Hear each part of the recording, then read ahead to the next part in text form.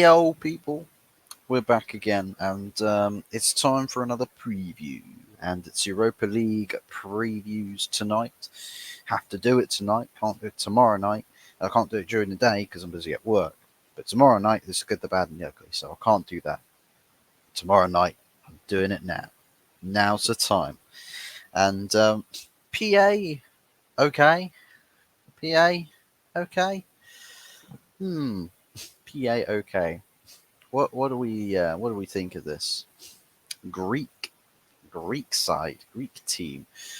Not Panathinaikos, but a PAOK, and yeah, it's a game that for me is a bit more of like a yeah, just fill the schedule a little bit, fill your calendar a little bit, just throw just some random game in there. I mean, I think it's like the first of a few or the remaining Europa League group stage fixture games that we've got, or the league stage games that we have, and is ultimately where, if we are to get points, it's ultimately where we're going to have to. We're going to ultimately have to end up um, picking up all the points in the games that are just simply too lopsided. That Man United just have to win. So yeah, for me, the beginning of probably the easier run of fixtures, and it's at Old Trafford, so no travelling there. Um, I think the next fixture against Bodo Glimt after the international break, that is when we do start to do a little bit of travelling. Um, but ultimately, it's definitely a fixture where will we see the manager bounce that we had against Leicester? Will we see smiles on everybody's faces and playing some more free flowing football? Are we going to see that? Are we really going to see that? I don't know. I don't know. I don't know if we are going to see it. Um, of course, against Leicester, it felt like it was quite a one off after definitely going through that Chelsea game on the weekend. That was a bit painful. Not from a scorelines perspective, but rather how the game just transpired and how the players ultimately sent out a very damning message that times are not changing, people. The managers, they are changing, but times with the players, absolutely not. Wouldn't dare change. Wouldn't dare change. It's where they take those "don't change for anybody else, be yourself" quotes a little bit too seriously, and ultimately they're stuck in their old ways of constantly disappointing and letting people down, underachieving, over promising and under delivering. It's not, we can't even say there are any parallels to what FSG model is for Liverpool. Over under promise and over deliver. So I mean, even if it's the same truth for players at Man United, at least that we could say, well, at least they are exceeding expectation. But we set expectation and they let us down. So ultimately, I've got to say, is the players perhaps are now the last big issue that we are faced with um, before we can really start to see the club sort of heal itself a bit and start to return to a semblance of normality, get us back to the good old days where we had a football team that was competent, competitive, winning, successful, and respected, just outright respected. And I feel like at the moment we haven't got the players with the know-how or the knowledge to really command that respect. I think ultimately where we are right now is probably two, three, four transfer windows away with current course before we sort of get those bad habits perhaps out of the squad, but that would come in the form of needing to sell players, to let players go. And we are sort of in the process of doing so. I think the easiest to sell players we've sold, the hardest to sell players are still here. Rashford, can't sell him with ease. Casemiro, with the train of the market, ended up becoming a very, very difficult player to sell. Varane probably would have been a harder player to sell, but he ended up leaving on a free contract. But now he's ended up retiring, which, that's a shame. Martial, very difficult to sell player, just had to let him go. Players like Harry Maguire, hard to sell, hard to move on, but if you really push for the sale, you can make it happen. So there's a lot of players there that I think need a lot of focus to really push them out the door. And I think, given that the club needed to focus on incomings quite quick, and didn't have all of the Omar Baradas, Jason Wilcoxes, and Dan Ashworth were not in place in a time of the season last season where they could write up what's going to happen or what they want to have happen, and then put action or put the words into effect. Didn't really have the time to back that stage of the process. They just had to come in and more or less act more sporadically than anything else. And maybe at times it felt a little bit like that. But ultimately, despite having this big review done, the ultimate decision makers probably, it wouldn't have mattered what their plans for the players assessing the squad back then would have meant anyway. So it wouldn't have mattered, because now we've got different management in place. They'll have different different viewpoints on these players. One thing that I do have to say is that even despite the managers looking at some of these players and thinking, I'd like to give him a go for a little bit of time, I as a club owner, or CEO or director of football, I'll sit the head coach down and say, I know you, I understand and respect that you want to keep this player here, but looking at the track record they've had at this club, every manager has thought the exact same thing that you have, and they've not worked. They've failed. So it does beg the question, because we know that the idea is the same, that a manager will look at the squad and say, hey, that squad's criminally underperformed. I'm going to go in there and I'm immediately going to start doing better. I'm immediately going to have all of these players that have been getting managers sacked left, right, and centre magically wave a magic little wand. Hocus pocus, and your match sofa score rating is now a tennis, and it wouldn't make any sense. It wouldn't make any sense. It doesn't really make any sense that a manager would look at that and think that's exactly what I'm going to do, because it never ever works. So I'm hoping that with the club infrastructure that there is now, that they don't sit there and enable a manager to think that. They might probably sit there looking at the squad, and they might say to him over the shoulder, hey, I like these guys here. They look like they've got a lot of ability. And then the guys at the club say, don't let that fool you. They do this every week, but then they put in bad performances on the football pitch. So I want you to stay resolute and make it so that these players don't get given the message that they are the future. You can't be the future, because you have let this club down in the past, and you've only ever said words without effect to a claim that you have, that you have to have the chance to prove yourself, to prove your worth to your club. But you can't have this chance, not this time, because you've asked for chances many a times before, and every time you've let us down. So I can't have you begging a new manager yet another manager for another chance, and then to ultimately let them down because then the story doesn't change, the narrative doesn't change, the rhetoric doesn't change. The manager always ends up the biggest problem at the club. Meanwhile, the players have always become a problem at every single juncture in the last 10 years.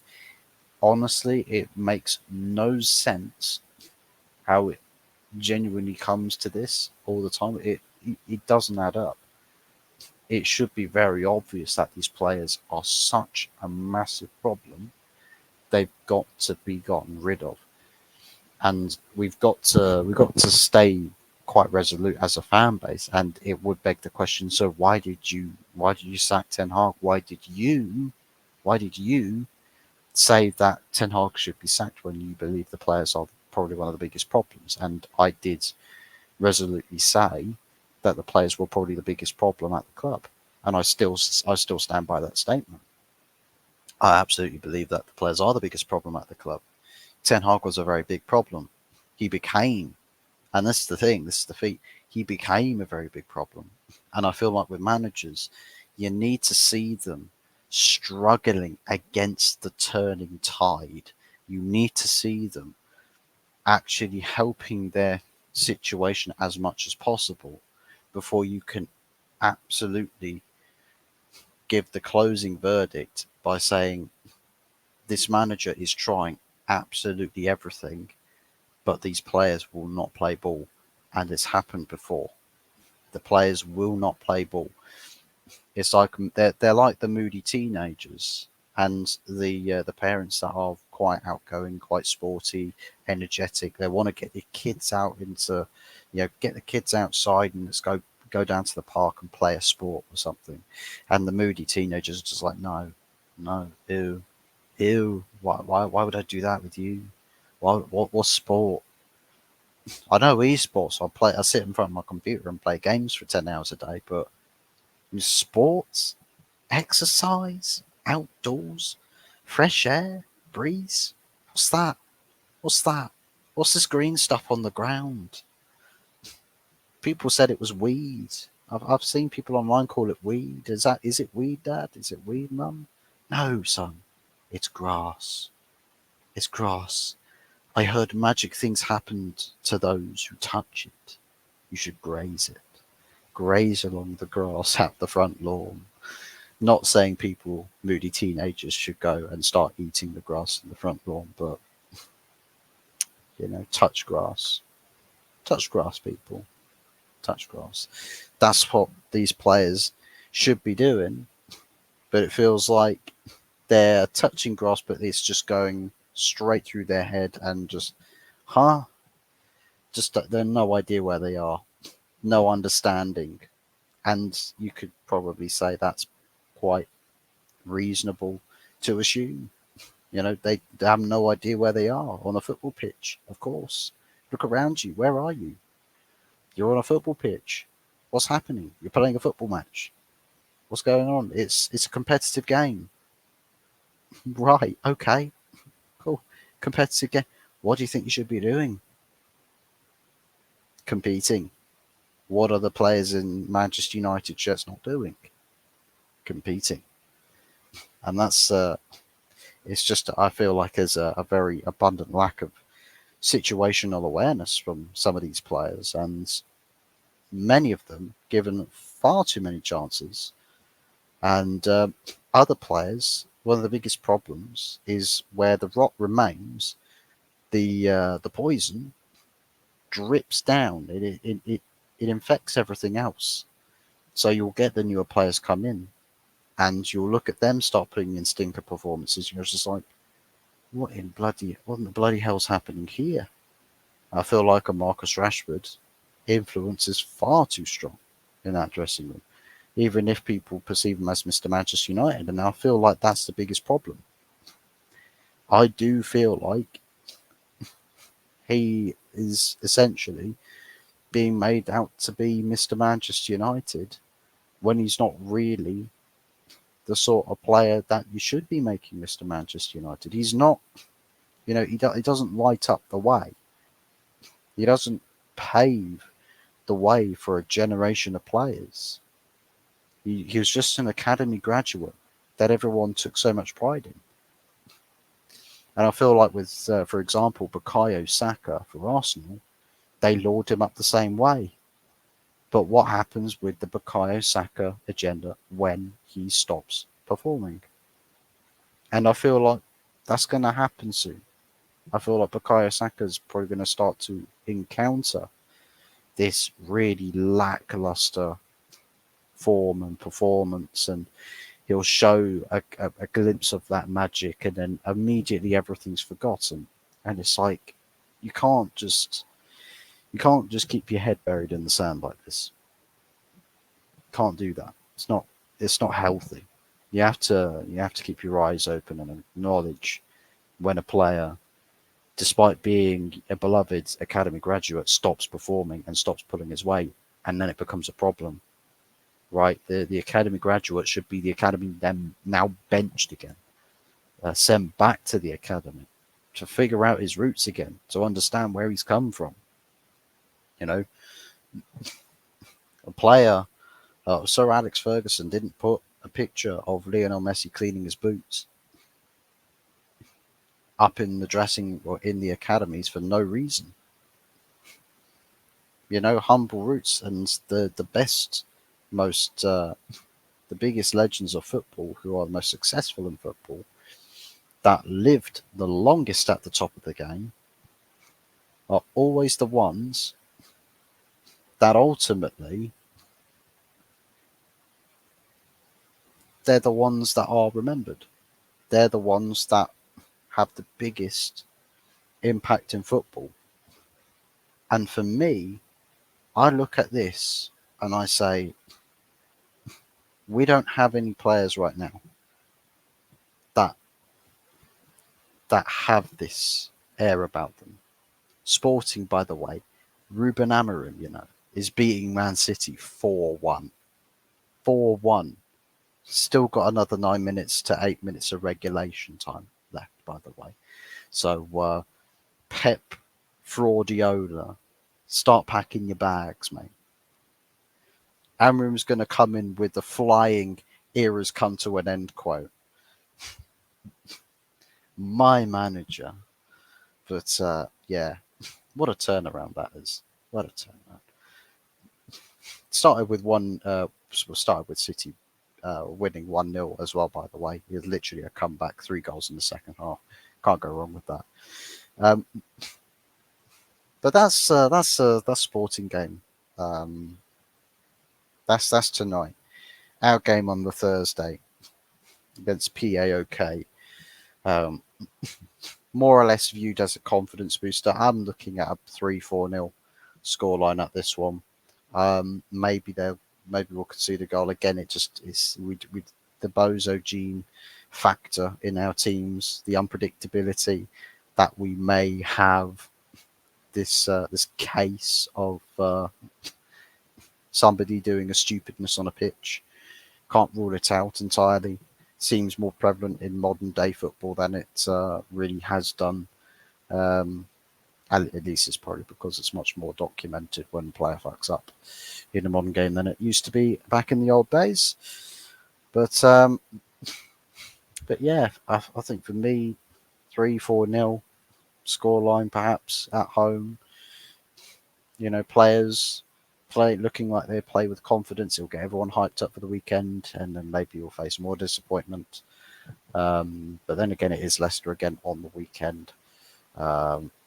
You'll want to carry a bit of a bit of that momentum going into the weekend. So of course you want to put in a shift. You want to put in a shift on Thursday night.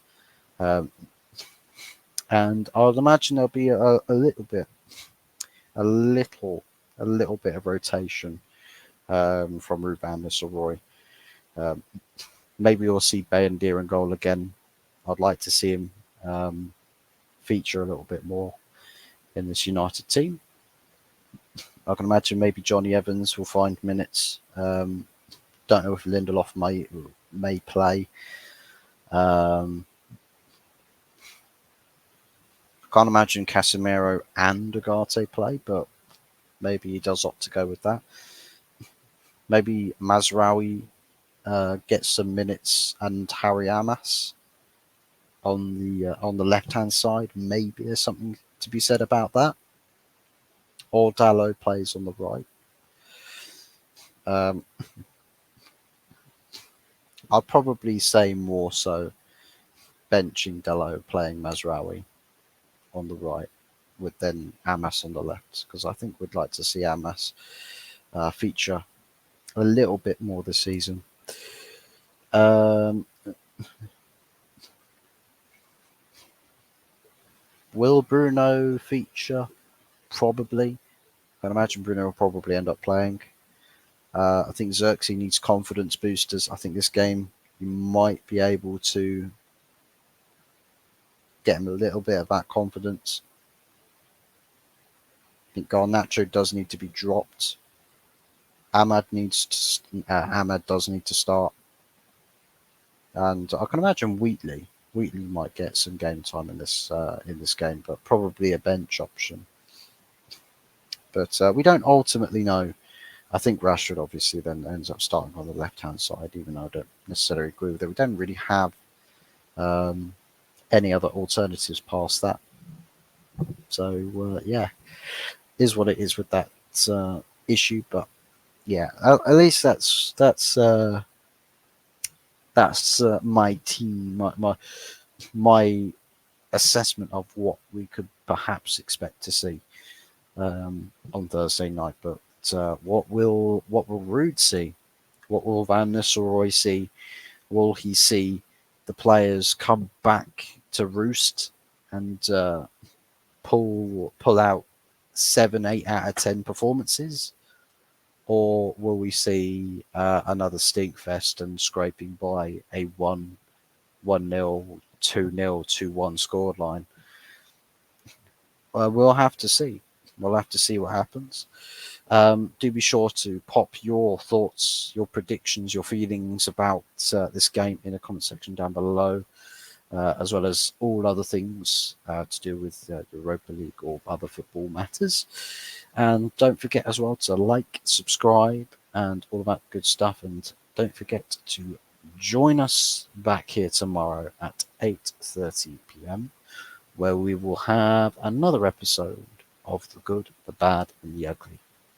As I've already labelled it, based on the week we've had, all three of us, our clubs have had, you might as well call it the 3 shades of shit.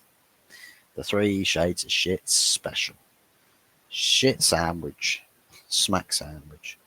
But anyways, thanks for watching, guys. Take care and catch you tomorrow. Tomorrow night is the night. And Ruben Amorim, my manager.